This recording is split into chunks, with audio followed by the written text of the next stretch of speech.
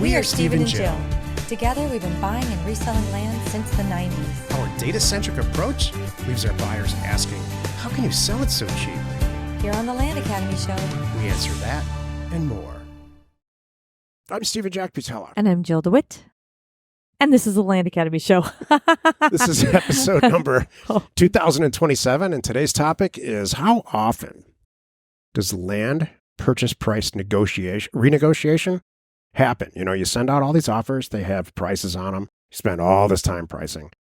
How often do you have to renegotiate the price that's actually on that purchase agreement you send out? And how often do they just sign it and send it back in? Here's what's funny about this. People dig in deep to prepare themselves to be really good at this. And I'm going to say you don't need to. And we're going to talk about this today. Here, what's interesting is my Land Academy ladies, land gals, have developed their own book club. You may or may not know this. I do know. Okay, so they have a book club. And so this month, they have decided the book is, I'm just a guest, by the way. I have my land gals, we meet every month and do a formal thing and all get together. But then the book club is a little bit separate, run by some other people in the group. They just kind of started it, which is great. So I get to be a guest to that. So there's no male equivalent of this. No. So the Land Gals book club, this month are reading Never Split the Difference. I have the book. I downloaded it. I have it on my tablet. I have not read page 1. I will get Will to you it. ever? I will, because I want to see what they have to say. And it's funny because just at the end of last month, in September, for October, they asked me to do a talk on how I get these deals done. I'm going to do more of a deeper dive for our team about getting the price and locking it in.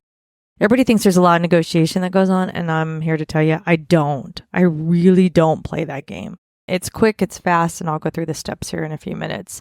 But I just thought it was kind of funny that they're all into this book. They all want to make sure that they negotiate right and have their thoughts together. I mean, and then no, it's good. And I'm not saying there's anything wrong there. I don't think there's any such thing as too much education. And I always want to get other people's viewpoints. And I will read this book, and I'm sure there's going to be some nuggets in there that I look forward to. So, but I haven't dove in yet. I think what I should do, actually, I'm going to probably write my content separately before I even crack this book, just to see what comes of it. I'm a big fan of reading the cover of a book. and the back page, or the back cover? No, just the cover. Just the front cover or the back cover? Or both? Never split the difference. Then I don't have to read the book. Well, what about you read the back? I read the back. No. Oh. You read the title. Never split the difference in negotiation. That's what I need to know. Okay. Anyway, so This is a prelude to how I feel about negotiating anything. All right. Well, as you know, this week is all about our theme, rules to live by in your land business. So today's Thursday. Monday we covered, let's just get to Thursday. We'll get to Thursday today. We're talking about Friday tomorrow, getting the land deal under contract to be purchased within 2 days. That'll be tomorrow, which will be really, really good. Every day we did a podcast this week, and go back and check out our other episodes. Yeah. Each day on the show, we answer a question from our Land Academy member Discord forum, and we take a deep dive into land-related topics by your request. Jill, we have a question today. Yep. All right. So the question from Heidi is, when you have to renegotiate with sellers, is that a one-call conversation? Or do you do that over a couple calls? Or even more? This ties into the topic, too. It does. You want to just go right into the topic? Because it really is. Sure. Okay. So the meat of the show today is, how often do these land purchase renegotiations happen? I'm going to tell you, it's a lot fewer than you think. It really is. Let me paint the picture. We do these direct mail offers. You know how we roll, and people get them in the mail. They either like them or they don't like them, or it's NA, not applicable, because they're going to die there. So those go in the trash. We don't care about those. That's good. So they like the price. They don't like the price. They like the price. They're going to call and say, thank goodness, I just lost my job yesterday. You're offering me $10,223. How fast can I do that? or they sign it and send it in, or they email it in, whatever it is, they're ready to go. So that's easy. And as you can see, no negotiations needed. Your only thing you're going to do at that point is kind of make sure did I let me make sure I still want it at that price kind of thing and confirm all that. And then, assuming you did everything great, you move forward and live happily ever after. You buy it for 10 whatever and sell it for 40. Check. Now, then we have the all the rest of the stuff. And there's multiple reasons why prices are different. One is maybe you overoffered. It should be lower. So there's going to need to be a little change there. One is they flip and don't like it. They really think it's worth something, and maybe it is. Maybe there's some reason why, you miss the creek and Amazon moving in down the street. All right. And it's zoned commercial, not this. You could do all these things with it. Okay. There might be some reasoning there. And then the third thing is that there might need a different prices. They have a number in their head. And often the number in their head is something that they need.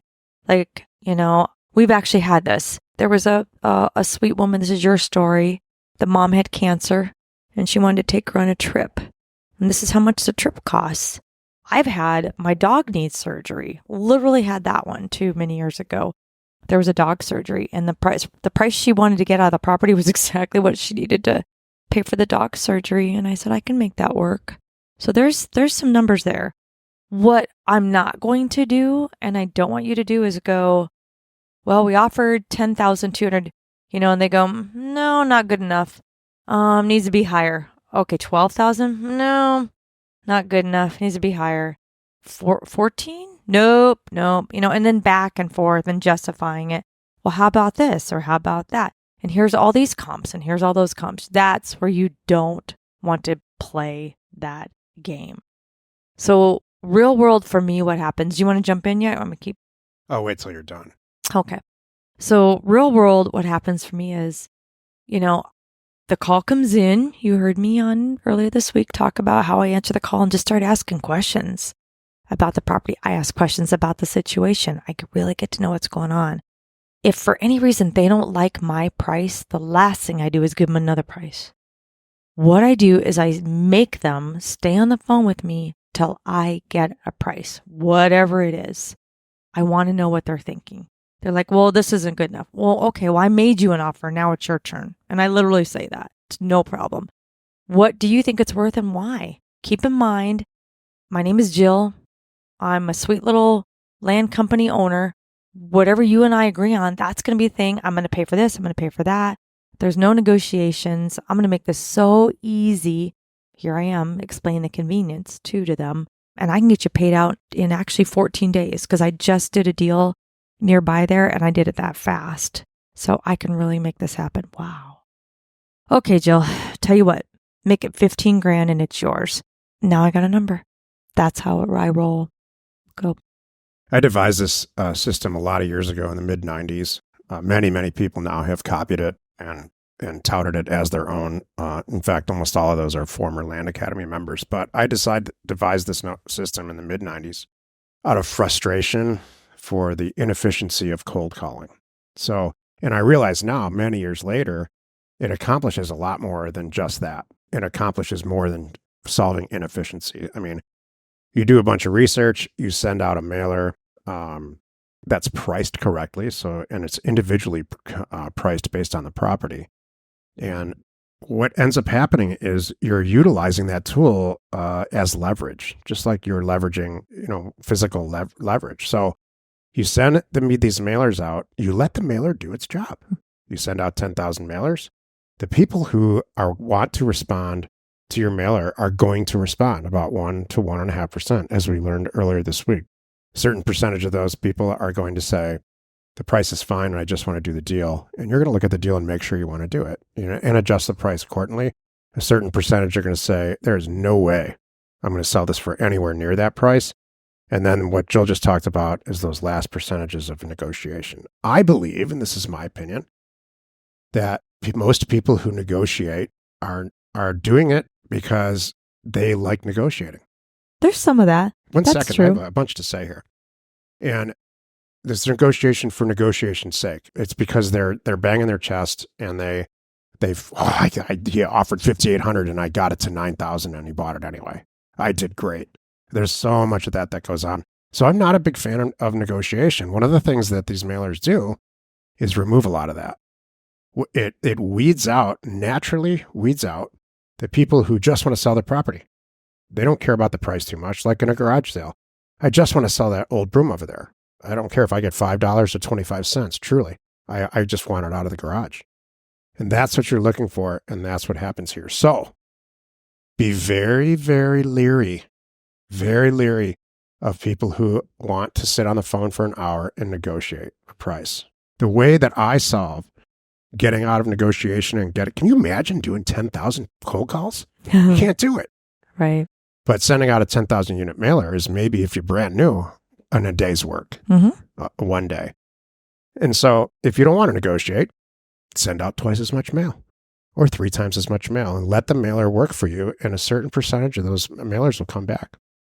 I would not recommend doing this very early in your career. I would recommend doing it after you go through what Jill goes through naturally, talking to these people and understanding the negotiation process and meeting them from where they come. Yeah, you just got to, the whole point here is ending on a number that you're both happy with. That's it. And no one's beating anybody up. No one's talking anybody into anything, you or them. Just trying to see what number makes sense and then move on. Yep. That's the biggest thing too. I'm not sending out 3 offers. We're sending out 30,000, in a month. And I have a lot to work with. If I don't like it, I move on. And the best part is, this is a whole nother show we can talk about another day, is so often I always tell everybody, leave the door open.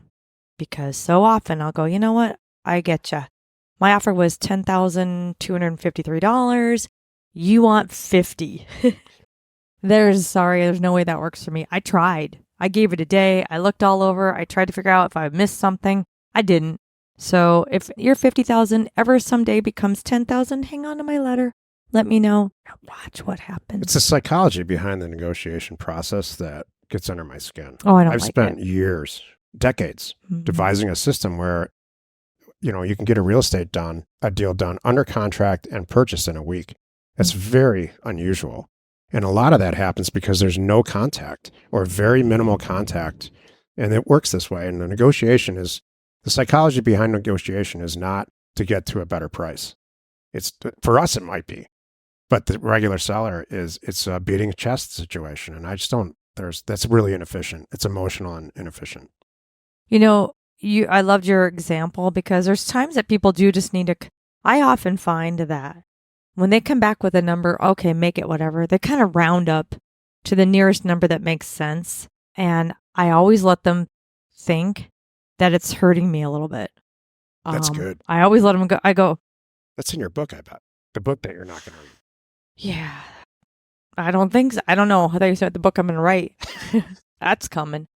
But I always let them go, I put it's 10,000, they want 15, because I'm buying it for 10, selling it for 40. That's what I went out with. So when they say make it 15, I have to go, oh. I said this yesterday, and I'm not patting myself on the back. I've been in acquisitions my entire life, and I can tell you, Jill and I have done probably 17,000 real estate deals combined, and I did a bunch of other types of healthcare transactions and mergers and acquisition transactions before that. And I can tell you that with serious experience, negotiation, it's a chest-beating exercise in the vast majority of the time. When you're talking about, I bought a hospital on behalf of our company, a post-acute hospital in California one time, and it was like $3.2 million, and they wanted 3.5, $300,000 more. It had nothing to do with their debt structure, nothing to do with anything, and we couldn't make it work for a lot of reasons, mostly lender-driven. And it's killed the deal. And we could have made up for that in all kinds of different ways. We could have purchased their inventory and booked it nope. They wanted a $3.5 million price. And that's one small example, because we're out of time here, about how it usually goes. Send out a lot of mail, price it really well so that when it comes back, you will accept that price and move forward. In a few cases, I'm just lucky to have Jill. because she doesn't have that attitude. She wants to get the deal done. Oh, I'll And get it. she'll shove herself aside, shove her pride aside, but as long as the True. deal works financially. And if you have to negotiate, It's just true. don't make it about you. Make it about getting the deal done quickly. That's good. You're right. Yeah. It's not about me. It's about the deal. There you Join go. us tomorrow where we discuss getting the land deal done. Getting the land deal under contract to be purchased in 2 days. You are not alone in your real estate ambition. We are Jack and Jill. Information And inspiration. to buy undervalued property. We hope you found our content valuable and we appreciate your support. If you have not already, please check out our channel and hit the subscribe button. And your comments and suggestions help us to create the content you're here for. Hitting the like button helps to support our channel's algorithm and gauge your interest for future shows.